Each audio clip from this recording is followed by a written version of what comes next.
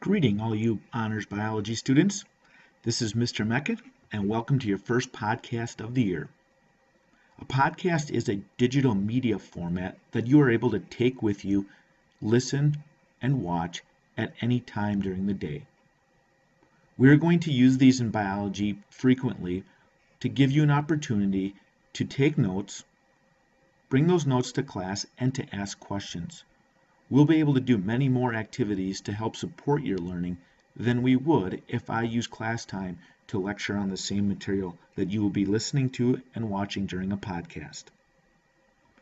During the podcast, I would highly recommend that you use Cornell Notes to record information. Cornell Notes are simply a two-column note-taking system. The right-hand column are for keywords and ideas. This will be the information portrayed on slides, the information that I give to you during the podcast. Please record that information in an organized way on the right-hand side of your piece of paper. The left-hand side, which is usually only about 2.5 inches wide, is the main idea of the section of your notes. It would also provide you an opportunity to ask questions and bring those questions with you to class. After you are done with the podcast, it's always worth your while to take a minute or two and write a summary of your notes in your own words at the bottom of the page. Please be careful not to write everything that I have listed on the slides. Pick out the main points and write those main points down in an organized format. So today's podcast is going to deal with life. What is life? So it was once believed that life could come from non-living things. Thus, people believed in spontaneous generation. Spontaneous generation, people thought maggots could come from rotting meat, flies from manure, fish from the mud of previously dried lakes. One of the first experiments to disprove this theory was by Francesco Redi, an Italian scientist back in the mid-1600s. So to do this, he designed a scientific experiment to test the spontaneous creation of maggots by placing fresh meat in each of the two different jars. One jar was left open, the other was covered with a cloth. Days later, he found that the jar that contained open air contained all of these maggots crawling around.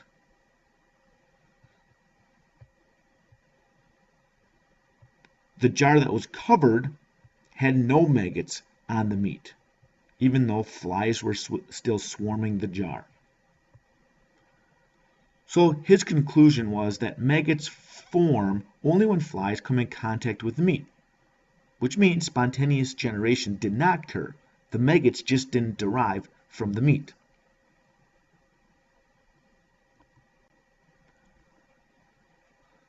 Lazaro Spazzolini, also an Italian scientist, reviewed Redi's work and created his own experiment to test this. And what he did was he constructed his own experiment by placing broth in each of two separate bottles, boiling the broth in both bottles, then sealing one bottle and leaving the other open. What he was able to find was that the unsealed bottle was teeming with small living things that could be observed more clearly with the newly invented microscope. The sealed bottle showed no signs of life at all. There were no microorganisms living in here even after the gravy was boiled. Except it was noted by scientists of the day that Spazzolini had deprived the closed bottle of air, and it was thought that the air was necessary for spontaneous generation.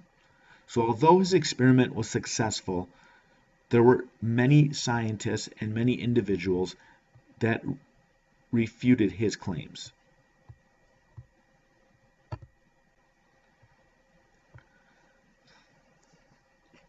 Louis Pasteur's experiment will basically put all of this to rest.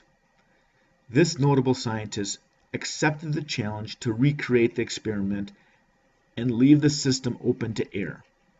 So he did the same thing as Spazzolini did, except this time he used, well, first he boiled the broth, and we knew that after he boiled it, it killed off all the microorganisms for a year. The difference between his flask and Spazzolini's flask was his flask had a curved opening on it. So this curved glass tube still allowed air to get in there. And after this glass neck was removed, it was found that the broth that was inside there started teeming with organisms again.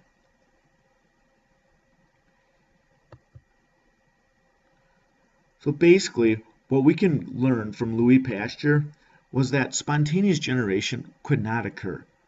Living organisms, like the bacteria living in the broth, needed oxygen in order to survive. They needed oxygen, but they also needed a way to get in there. The S-shaped curve prevented the bacteria from actually getting into the container and allowed them to would not allow them to reproduce. He reasoned that the contamination came from life forms in the air. Pasteur finally convinced the learned world that even if exposed to air, life did not arise from non-life. Thus, pasteurization is a process that takes place daily in most of our canned fruits and vegetables and all of our dairy products. Thanks, Louis. So once we understand life, we can look at the characteristics that define it. There are 8 characteristics that I would like you to understand. These 8 characteristics define all living things as we know it. All living things are made up of cells. The cell is the smallest unit of life. Cells can be individual cells, like this paramecium, or they can be multicellular, like this plant cell. All living things must reproduce. It doesn't matter how they do it, they just have to reproduce. They can do it sexually or asexually. This was the best picture I could find for you. These are the offspring. All living things must have a genetic code. They must have this important chemical to share their information with their offspring. DNA or RNA can be found in living organisms. All living things must be able to grow and develop. So as a cell becomes fertilized, that individual single-celled organism will start to divide. It will start to develop and start to differentiate into different cells. As those cells start to grow, they will start to differentiate and perform different functions. So all living things have to grow and develop. All living things must use energy.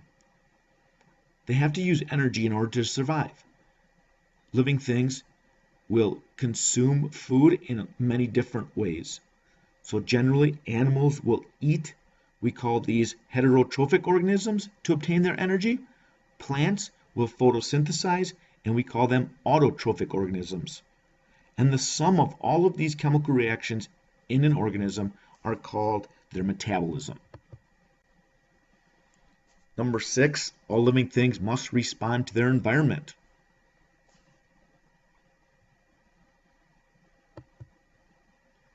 And number 7 and 8, all living things must maintain homeostasis. Homeostasis is a way for an organism to maintain balance. So this balance is so critical for all living things. Single-celled organisms must maintain what's going into their cells and what's going out of their cells. Our bodies are much more complex and must maintain homeostasis in a lot of different ways. We can easily recognize when our body is not maintaining homeostasis. Just think of going to a practice and working extremely hard. As you start doing this, your body starts getting out of balance, and the way your body tries to maintain homeostasis might be by sweating. And the last characteristic of life is that all living things evolve over time.